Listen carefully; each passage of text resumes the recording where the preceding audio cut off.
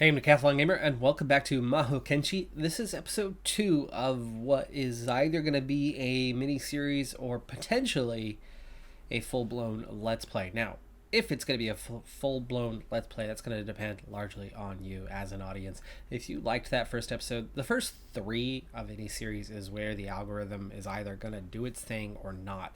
You get to episodes 4 beyond, it's just existing audience coming back again, and it's very rare for a series to suddenly have, episode 30 or episode 65 be the episode that attracts a new audience. It happens in that beginning. It happens in that first 2 up to 3rd episode. So if you could take a moment, drop below, click that like button, leave a comment. It makes a huge difference for whether this is going to become more than just a mini series. Now, at most, mini series wise, we're looking at maybe 4 or 5 or at maximum 6 episodes. But I'd love to see what your thoughts are on this title as it has just released. I'm getting a look at it for the first time myself. Speaking of, here is a new area, the realm screen. So the first piece of the screen is essentially the map as you follow mission by mission, and our next mission of course is available to us. There are challenges. We have the ways of the Mahoken, and then we have crystals of the Mahoken used to expand your understanding of the ways. So essentially I would believe that would be a research tree, and then we have our 4 characters, one of which is with us so far. And it is this 3rd tab that has the crystals of the Mahoken, which is right next to it up there. And this is the skill tree that we are going on. It's hard to jump right into the skill tree knowing that you're just getting started and not sure what to do just yet, what skill path might be kind of the best approach. But you can see there are divergent paths and then kind of the primary path. So you're going to have some options along the way on when you pick them up, how you pick them up. There definitely is choice to be made, but a lot of it follows kind of a general tree. In the Way of Valor, we see that you start missions with additional gold. That means each mission is carrying its own gold values, so it's not something that carries over. Way of Humility is defense, or at least up front it is. Way of the Sword, of course, is your attack. We know that attack is good. Defense has its advantages and it is a smart way to play the game, but it means rounds take longer. Brute force, you're going to get through things quicker, but it could ultimately lead to your demise if you get outmatched. Then, of course, the stronger economy base is going to give you an option to really play any direction you want. As you have better resources, you're going to be able to get better defense and attack. So economy is probably a more effective tool, though you're not necessarily going to have that money right off the bat, but it allows you to customize each mission accordingly, each character accordingly as you go along. So if we're going to do something, I think that's a good start point. And for our second mission, we have Pit of Darkness. It's a story mission. The cult is plotting to summon terrible creatures from the underworld. Stop them at all costs. How have these vile creatures reached the Celestial Islands? Pits tainted by corruption serve them as gateway. They must be sealed if the Celestial Realm is to be saved, and only you have the power to do so. Alright, so in the future we are going to choose which Mahokenshi we want to take. Here are the 4 of them, but for now, the same one that we used in the first mission is the only one available to us just yet. They, with 150 XP towards our next level up, they are level 2 now. Mission details. Victory objective is to close the corrupted pit, and defeat condition is the pit is still open at the end of turn 22. So we have a 22 turn limit to finish this mission. How have these vile creatures reached the Celestial Islands pits tainted by corruption? Serve as gateways for them. They must be sealed if the Celestial Realm is to be saved, and only you have the power to do so. Alright, here is our victory and defeat conditions. And of course everything else remains the same. We have 22 turns to get all the way up here, and you can see that this is starting to open up a lot from what we had from the first mission.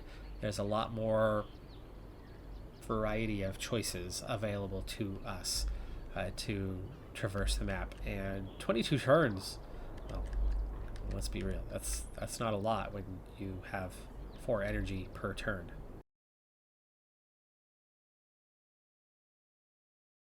For revenge, you come across a ransacked merchant caravan, likely the victim of a goblin attack. The few survivors are milling around their carts, desperate for help.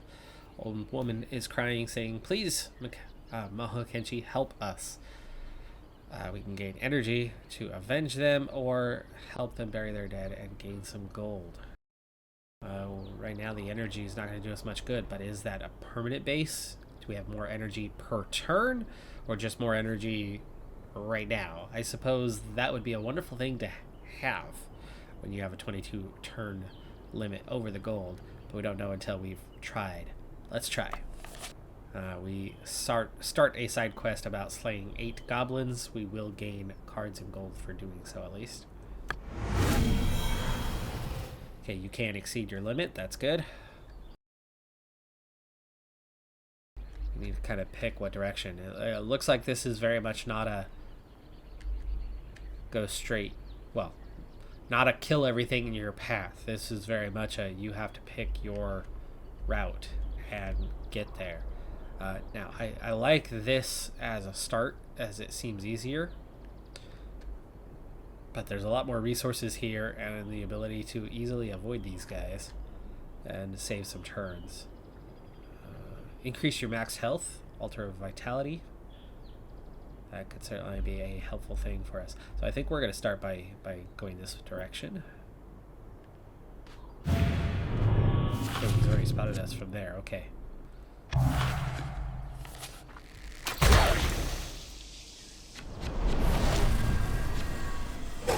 Suppose I should have known that an archer was going to have more than a single range.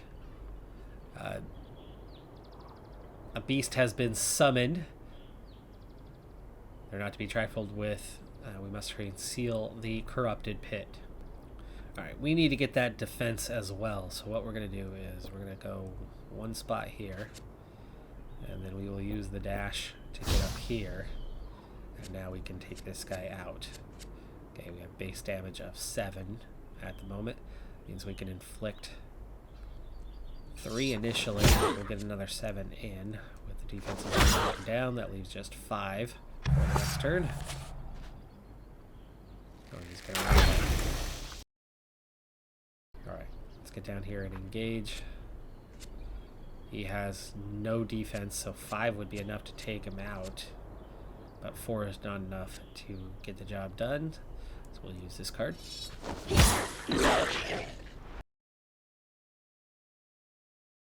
As much as I wanna hop into this village right away so we can buy some new cards, there's a chest nearby which is gonna have a small amount of gold, which is gonna help us with that purchase.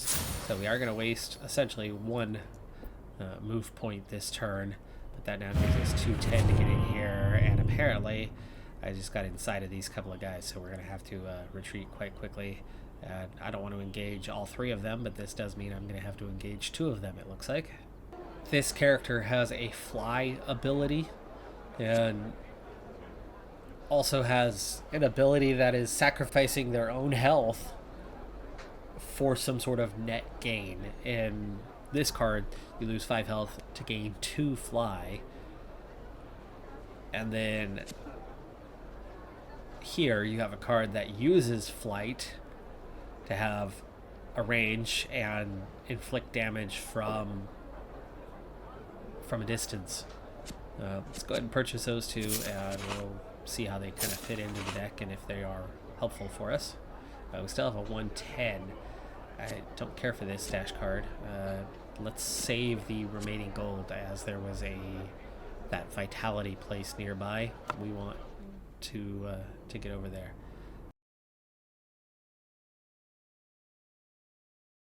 And we're already on turn 6 of 22, by the way, so time is precious. So surveillance and tracking. Enemies can adopt various behaviors. For example, surveilling enemies will detect you whenever you come close to them and actively track you within a certain range. You can check your enemy's behavior in their character sheet. You can also hover over them to view their surveillance or tracking range. This one did not notice us, did not come with, but now we have to deal with these two. We do have an attack bonus, so deal 8 damage. Good. And deal 8 damage. So we took care of those two easily enough. That also helped with our side quest of killing some goblins, so I suppose that's good. We want to get that direction as soon as possible. Don't want to do the one dash, might as well. Alright, so the Altar of Vitality, there was no cost involved. I was saving coins for it just in case, but that's okay. The object here is to meditate, and then we gain 20 to our maximum health, including 20 hit points immediately. So there you go, we're back up over 100. And as we arrive at a castle, this one comes with acquiring talismans. It looks like we can acquire one. Gain 2 energy every 4 turns. Gain 3 defense every time you play a card that costs 2 energy or more. Gain 2 base energy and lose 1 base draw. Oof. Okay, so what that one behind the face cam here means is instead of 4 energy every turn, we're going to have 6. But lose 1 base draw means we're going to have 1 less card coming into our hand every time, which means there might not be options. There might not be things to do with those cards, but it's going to allow us to move a lot faster, that's for sure. I'm going to go ahead and take that one. And so that's immediate. We are now at 2 of 6. There is a dojo to upgrade cards right over here. Do we want to venture there? For one, that's going to mean we have to fight that goblin, but he is alone. We're not that far away already, though it is turn 8. Let's see, what is this? Altar of Mind. Increase your base draw. There's a way to get your draw back.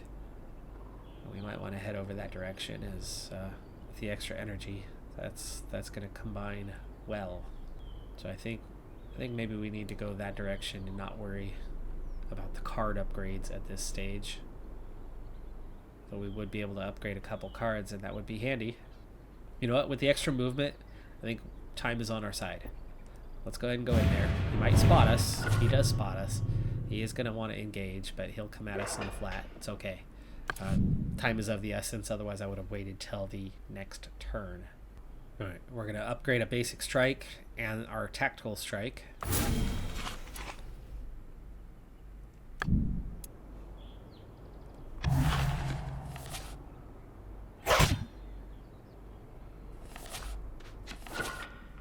Wow, that guy's got some serious range. He saw us all the way over there at that mountain.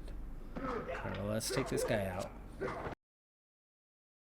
Increase base strength. The Altar of Strength was something we just unlocked, clearing those 3 guys out.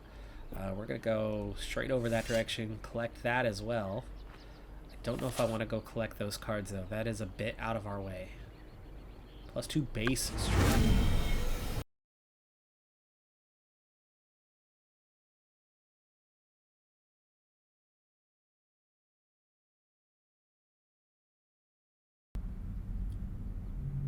Alright, so we're going to slot in, finish this guy off, pick a new card while we're at it. We have gain 2 energy, the Ephemeral, cleanse all negative statuses, recover 9 health, and it's a 0 cost card. That's a good card to have in your hand.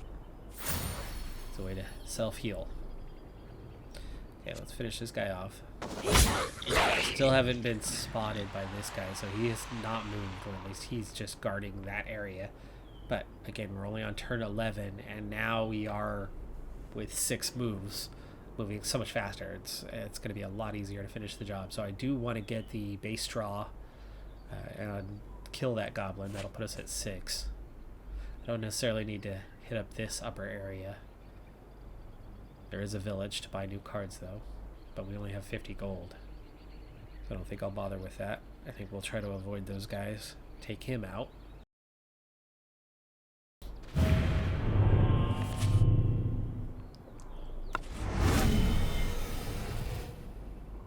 Alright, so the base draw just got increased. We have our 2 strength. Do I want to move into... He's going to want to attack. If I go into the mountain, Bet you it's going to draw him towards us. Let's see if it does. It does. That's good. That's a status effect, though. Poison. Lose 1 health per charge at the end of the turn. That's going to last for 2 turns, 2 total health. Not too worried about that. He does have defense of 4.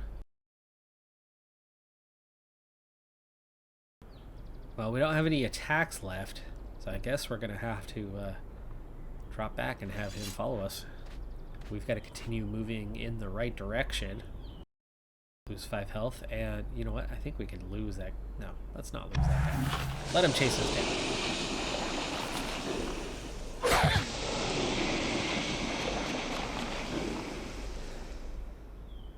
Alright, a little surprising that he managed to attack from 2 tiles away. Didn't think he had that sort of range. His tracking range, wow, that's 6. But I still don't see anything that suggests he could have attacked. I'm invested in finishing this guy off. Surveilling range is 2. So we want to make sure we stay out of these spaces, but down here is okay. We can go straight for him. I don't want to get too close to him this turn, though.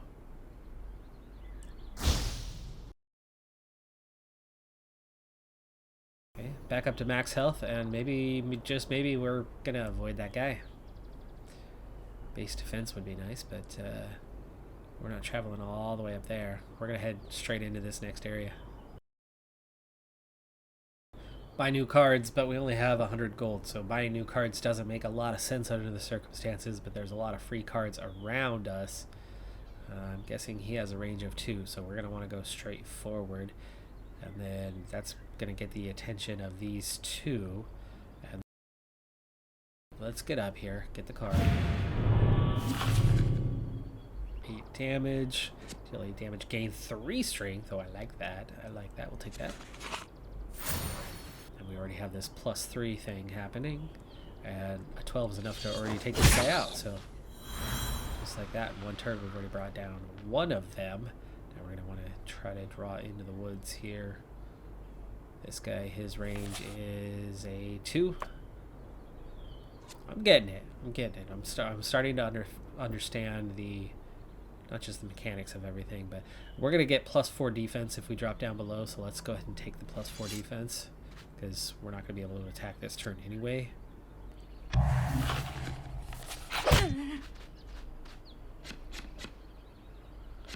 There you go, that 4 damage versus the +4 defense that we just picked up was enough to counter. Thirst for revenge. You slay the final goblin, as requested by the merchants of the caravan you encountered earlier. One of them, who had been following you from a safe distance, runs up to you and hands you your reward. You gain 1 piercing thrust card, 1 purging vial card, 1 fresh horse card, and 200 gold. Alright, this one's going to draw the attention of this guy and only cost me 1. I'll still have 3 left. If I draw up here, though, that's going to use 2. I could use the safe travel. That'll give me 2 more to try to attack him while he's still down there.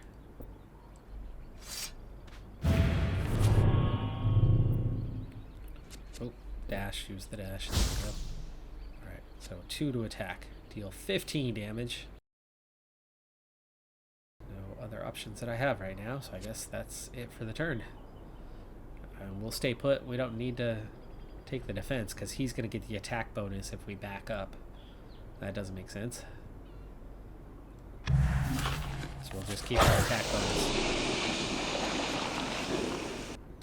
Turn 18 of 22. We're getting close to the end, but we are close to the end, so I think we are going to be just fine. He has no defense. That's going to be an easy kill.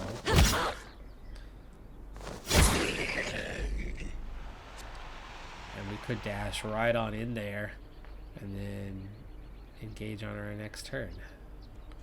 Oh, the card disappeared.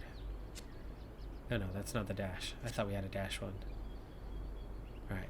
We don't need to worry about that goblin. We need to get after this guy. We don't know how long it's going to take to wipe him out, but entering turn 19, 4 turns to get the job done, and we're going to be in there next time. I think we're okay. What is his range? Oh, his range is only 2. So if we go to here, then we're still out of range. And we can just go in next turn. Really? Oh, that's 2 slots away. Okay. This guy's going to come up behind us. I suppose we could do this and get rid of the negative effect. There we go. I'll back up. No more poison.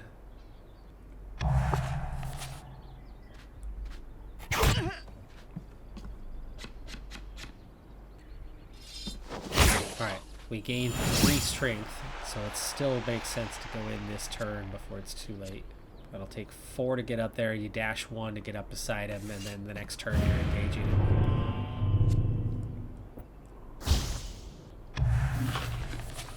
Oh, moving away from us.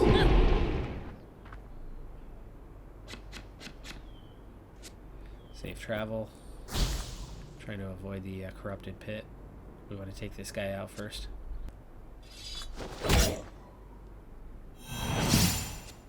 Alright, we should probably get rid of this card while we're here. There we go. Deal 12 damage. Beautiful. That's it for this turn, though. We have nothing left we can do besides the safe travel, but it looks like he's the kind of character that wants to retreat away from us.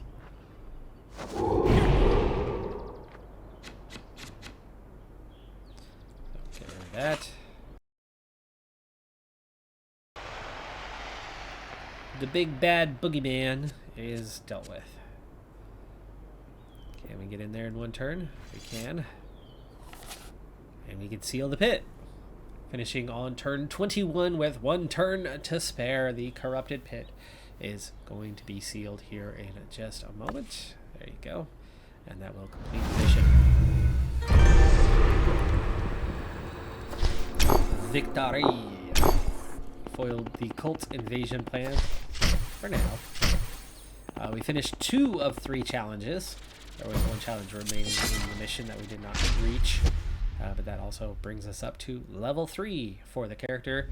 And that is going to do it for this episode of Mahokenshi. Now, if you did not take a moment at the beginning of the episode and you would like to now, if you want to see more of this and not just a few more episodes, or, you know, if you're good at this point, you're good at this point. You've seen enough of the game. But if you would like to see more of this, please take that moment, drop a low, click that like button, leave that helpful algorithm style comment, or comment about the game, what it is you like about it, what you would like to see from it, what you would like to see from a potential series. Let me know. I'm Decathlon Gamer. Have a good one. Be safe out there, and bye for now.